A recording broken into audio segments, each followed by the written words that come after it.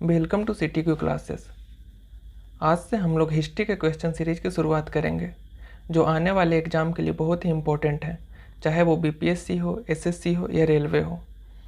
सारे एग्ज़ाम के लिए जो ये क्वेश्चन सीरीज है इम्पोर्टेंट होंगे। तो आइए देखते हैं फर्स्ट क्वेश्चन। शारदा अधिनियम 1929 के अंतर्गत लड़कियों एवं लड़कों के विवाह की न्यूनतम आयु क्रमशः कितनी निर्धारित की गई थी?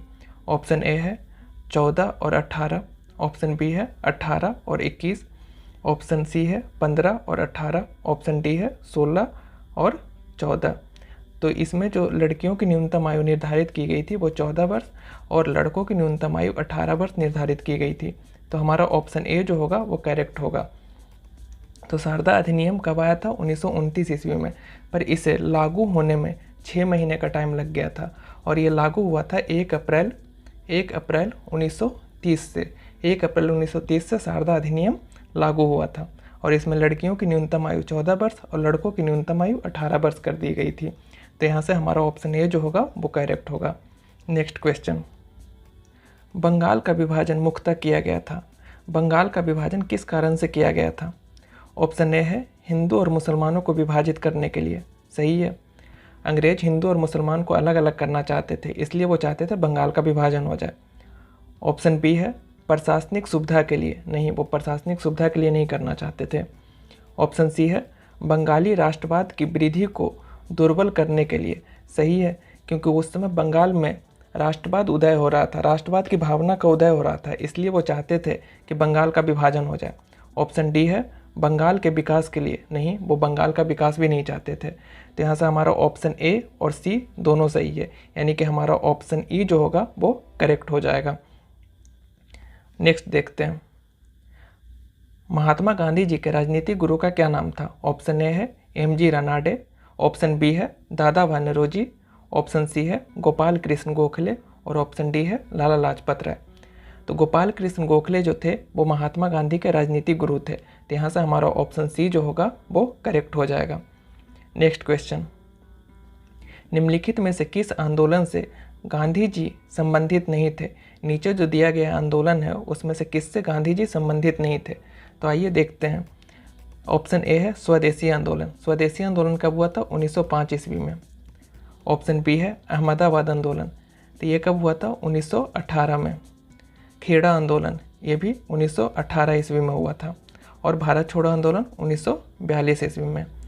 और महात्मा गांधी इंडिया कब आए थे वापस? दक्षिण अफ्रीका से 1915 में। तो यानी कि इससे कौन से रिलेटेड नहीं हो सकता, क्योंकि स्वदेशी आंदोलन तो 1905 ईस्वी में हो गया था, तो इससे महात्मा गांधी संबंधित नहीं हो सकते। तो हमारा ऑप्शन ए जो होगा वो सही आंसर होगा। नेक्स्ट क्वेश्चन देखते हैं। देशबंधु की उपाधि किसको दी गई थी? यानी देशबंधु के नाम से कौन जाने जाते थे? ऑप्शन ए है मोतीलाल नेहरू, ऑप्शन बी है सी.आर. दास, ऑप्शन सी है सरदार पटेल, ऑप्शन डी है बिपिन चंद्र पाल। तो देशबंधु के नाम से सी.आर. दास को जाना जाता था, यानी सी.आर. दास को देशबंधु के नाम से भी जाना जाता था। अगर पूछे कि दीनबंधु के नाम से कौन जाने जाते थे, तो दीनबंधु के नाम से C.F. एंड्रूज को बोला जाता था।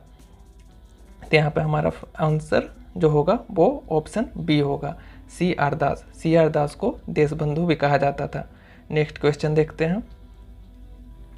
अंग्रेजी शासनकाल के दौरान कौन सा क्षेत्र अपने सर्वोत्तम सोरा और अफीम के लिए प्रसिद्ध था? यानी कि जब भारत में अंग्रेज का शासन था तो उस समय कौन से ऐसी जगह थी जो सोरा और अफीम के लिए सबसे ज़्यादा फेमस था? ऑप्शन ए है दक्षिण भारत, ऑप्शन बी है गुजरात, ऑप्शन सी है बिहार, ऑप्शन डी है बंगाल और ऑप्शन ई है उपयुक्त में से कोई नहीं या एक से अधिक। तो अंग्रेजी शासन के दौरान बिहार जो था अपने सोरा और अफीम के लिए सबसे ज़्यादा प्रसिद्ध था। तो हमारा ऑप्शन सी जो होगा इसका करेक्ट आंसर होगा। नेक्स्ट क्वेश्चन देखते हैं। भारतीय राष्ट्रीय कांग्रेस का द्वितीय अधिवेशन कहाँ हुआ था? भारतीय राष्ट्रीय कांग्रेस का दूसरा अधिवेशन कहाँ संपन्न हुआ था? ऑप्शन ए है इलाहाबाद में, ऑप्शन बी है बम्बई, ऑप्शन सी है मद्रास, ऑप्शन डी है कलकत्ता। तो भारतीय राष्ट्रीय कांग्रेस का दूसरा अधिवेशन कलकत्ता में संपन्न हुआ था। आइए देखते हैं कुछ भारतीय राष्ट्रीय कांग्रेस के बारे में। तो भारतीय राष्ट्रीय कांग्रेस की स्थापना 1885 ईस्वी में की गई थी। किसके कहने पे? डफरिन के कहने पे, क्योंकि डफरिन उस समय भारत का वायसराय था। उसके कहने पे इसकी स्थापना की गई। और इसकी स्थापना किसने की? इसकी स्थापना A.O. हुम ने किया था। और इसका सबसे पहला जो अधिवेशन होने वाला था वो अधिवेशन पुणे में होने वाला था, लेकिन पुणे में प्लेग फैलने के कारण इसे बम्बई हस्तांतरित कर दिया गया। यानी कि फर्स्ट अधिवेशन कहाँ हो गया? पहला अधिवेशन जो हुआ वो बॉम्बे में हुआ, और जिसकी अध्यक्षता की किसने? WC बनर्जी ने। और दूसरी अध्यक्षता कहाँ हुई? कोलकाता में 1886 में, जिसकी अध्यक्षता की दादा भाई नौरोजी ने। और थर्ड जो अधिवेशन हुआ वो अधिवेशन हुआ कहाँ? मद्रास में, और जिसकी अध्यक्षता की किसने? जो मद्रास में अधिवेशन हुआ था इसकी अध्यक्षता की बदरुद्दीन तैयब जी ने। नेक्स्ट क्वेश्चन देखते हैं। 1857 के विद्रोह के दौरान दिल्ली में सैन्य नेतृत्व किसने किया था? यानी कि दिल्ली से जो थे वो सैन्य का नेतृत्व किसने किया था? ऑप्शन ए है बहादुर शाह द्वितीय, ऑप्शन बी है तात्या टोपे, ऑप्शन सी है बख्त खां, ऑप्शन डी है मौलवी अहमदुल्ला।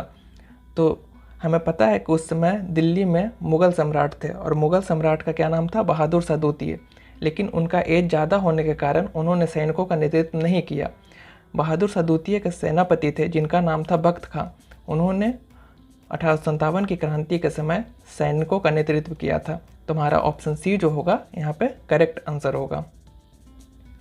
क्वेश्चन नंबर 9, बिहार का अंतिम अफगान शासक निम्नलिखित में से कौन था?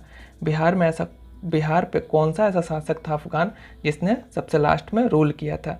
ऑप्शन ए है दाऊद खां कररानी, ऑप्शन बी है सुलेमान खां, ऑप्शन सी है ताज खां कररानी, और ऑप्शन डी है मलिक अलाउद्दीन जानी।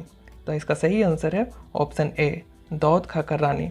दाऊद खां कररानी जो था वो बिहार का अंतिम अफगान शासक था। तो यहाँ से हमारा ऑप्शन ए जो होगा वो करेक्ट आंसर होगा। क्वेश्चन नंबर 10, स्वदेशी और बहिष्कार पहली बार किस आंदोलन के दौरान संघर्ष की विधि के रूप में अपनाया गया? स्वदेशी और बहिष्कार पहली बार किस आंदोलन के दौरान अपनाया गया था? नीचे जो ऑप्शन दिए गए हैं इसमें से ऐसा कौन सा आंदोलन है जिसमें स्वदेशी और बहिष्कार को पहली बार अपनाया गया था? ऑप्शन ए है असहयोग आंदोलन, ऑप्शन बी है स्वदेशी आंदोलन, ऑप्शन सी है होम रूल आंदोलन, ऑप्शन डी है खिलाफत आंदोलन। तीन में से ऐसा कौन सा आंदोलन है जिसमें से स्वदेशी चीज़ों को अपनाया गया था और विदेशी जो चीज़ें थी उसका बहिष्कार किया गया था? तो हमें पता है कि स्वदेशी आंदोलन कब हुआ था? 1905 ईस्वी में। 1905 ईस्वी में ही स्वदेशी आंदोलन के समय स्वदेशी चीज़ों को अपनाया गया था और विदेशी चीज़ों का बहिष्कार किया गया था। तो यहाँ से हमारा जो ऑप्शन बी होगा वो इसका करेक्ट आंसर होगा। ये हमारे आज के 10 क्वेश्चन थे हिस्ट्री के। अब हम मिलेंगे नेक्स्ट वीडियो में। Thank you for watching.